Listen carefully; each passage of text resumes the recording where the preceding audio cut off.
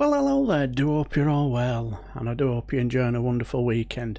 Now, when it came to remember when we had the World Cup final, the the country was absolutely capitulated in fever pitch excitement because we'd reached the final against Italy, and as we were progressing through the quarterfinals to the semis and all that, the political fever got well into it. Whereas before, as they were taking the knee, and you got these absolute racist gammons booing because they had the audacity to take the knee, and at the time you had people like Priti Patel and our Boris Johnson with their moment to show leadership and say to these people, where's your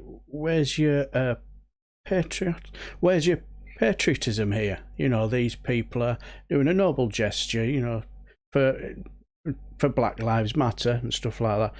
No, they went down the gammon route. They're like, ooh, opportunity for votes here. Get the gammons on the side and say, oh, if these people want to boo, that's their democratic right to boo. And so they did it all the more because they'd been incentivized to do it. Then all of a sudden, they've gone from attacking them because of that, well, they'll probably maybe get through the first three matches, then fall at the quarterfinals. Well, they got past that to the semis, and as things got to fever pitch there, so ooh, chance for political point scoring. And then they all started wearing their England shirts, looking as though they're really into the game, take a picture of me, like Priti Patel, look at me, yeah, I'm cheering for the boys. And then you got our Bodge had the flash of genius. I know what I'll do, I'll drapes 10 Downing Street in bunting. It shows how patriotic I am. As soon as Keir Starmer goes within 500 yards of an England shirt, look at that man, an opportunist, taking the opportunity for political point scoring. Absolutely pathetic. And everyone there was look, he's in a pub, not socially distancing. The politics of that time was just hilariously funny. But I remember watching the match, and at the time I had my DAB radio and listening to Nick Abbott, and as they got into the extra time, and then it got to penalties, and I thought, this could get a bit sticky. And as they missed the penalties, and we missed a couple, the first thing I noticed was, oh dear, all of these players that have missed, well, I'm not sure if all of them, I think, but a good majority of them were black. And as I say, I was listening to Nick Abbott at the time, and somebody mentioned, the first thing that I thought was, I noticed that these players are black. I'd really don't hope that makes things worse. Well, as you did, Marcus Rashford got the brunt of it, and when it comes to these sort of situations, it's a time for your political leaders or people who are in political power to put your arm around these people, show leadership and say how proud they are of what these boys. No, not really. Not this certain individual, Natalie Elphicke. She came out with this great idea of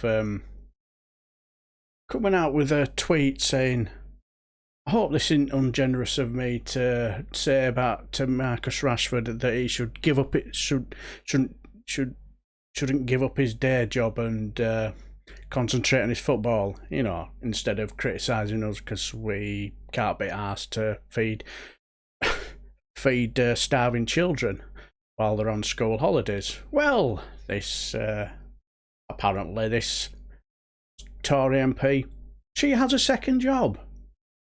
Yes, meet the latest Tory sleaze headliner, Natalie Elphicke, the Conservative MP who told Marcus Rashford he should stick to his day job, has a second job for which she earns a cool £36,000 a year. Yes. Another day, another set of stories about MPs and their side hustles.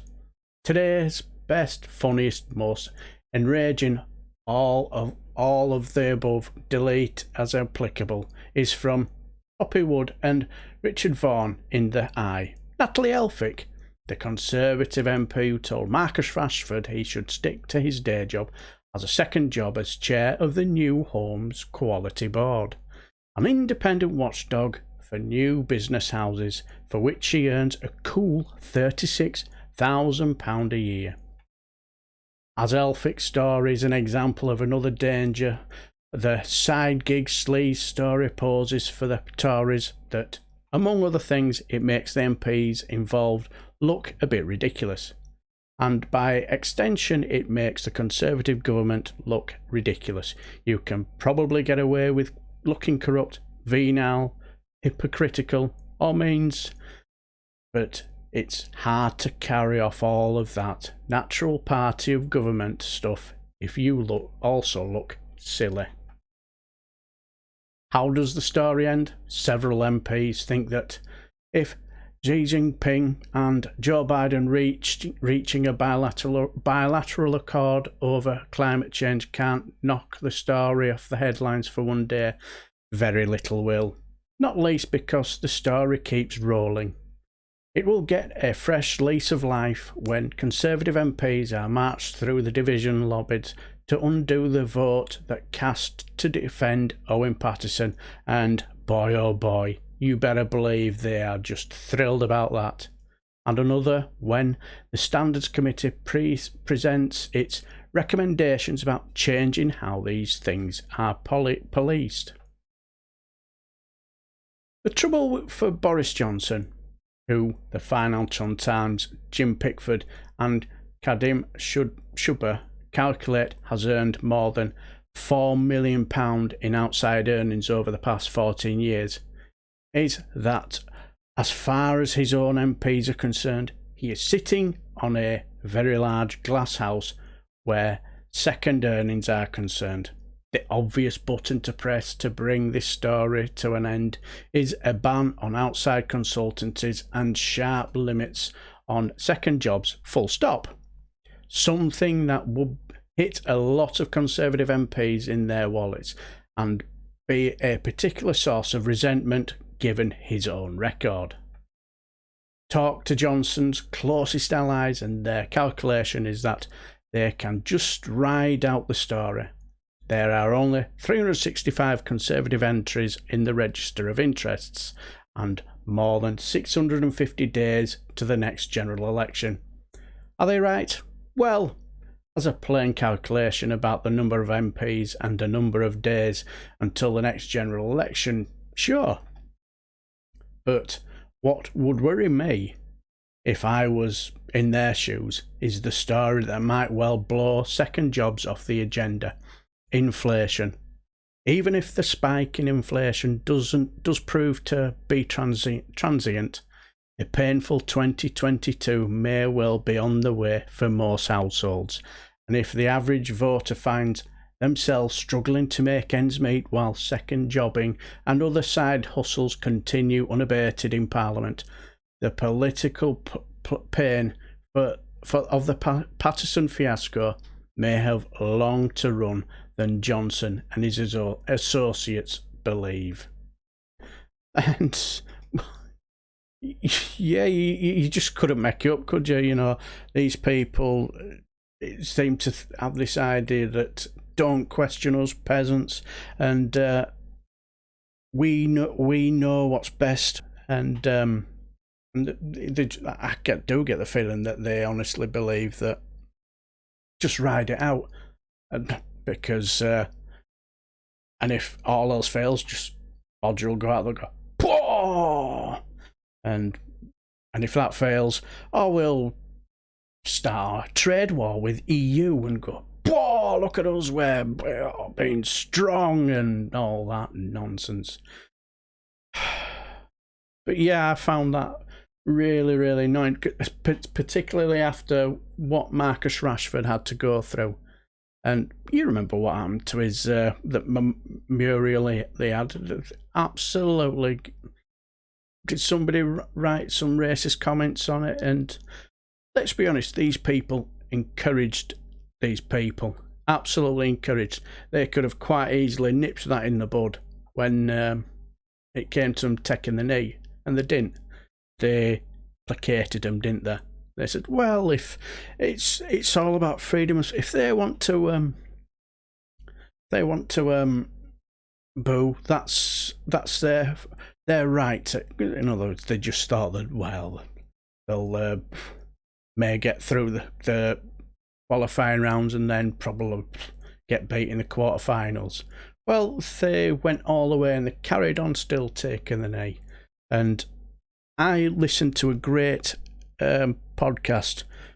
I think it's called Disclosure with James O'Brien. He was talking to Michael Holding, and he told a fantastic tale about when all the George Floyd thing picked up and all that, and they were doing the taking the knee. Michael Holding said he got a call from I think he said he was an Irish guy, and he was a racehorse trainer. He says, "Can I see you, Michael?" I says, "Well, yeah, I can." He says, "First of all, I want to apologise to you." And he says, "Apologise for me about what?" He says, when I saw you break down about the racism your mother," I think he said it was his mother, "had to suffer with, and when it came to what he had to go through and as well, he didn't think that taking the knee should be done, and to that effect.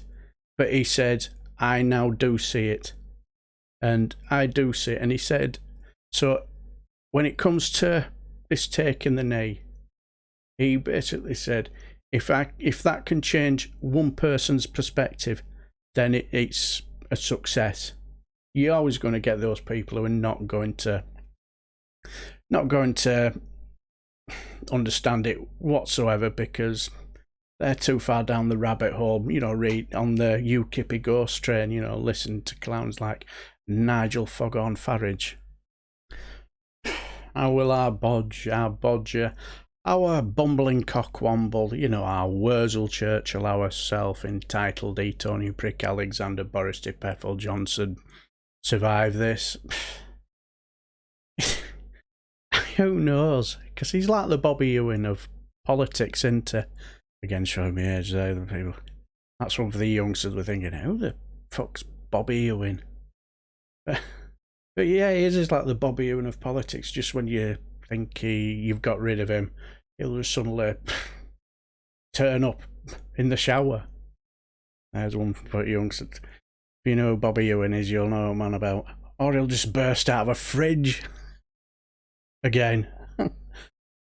But yeah, I think he is in a spot of bother, isn't he? What do you guys think? Right, I shall leave the video here. Until the next time, I shall bid you farewell. So take care.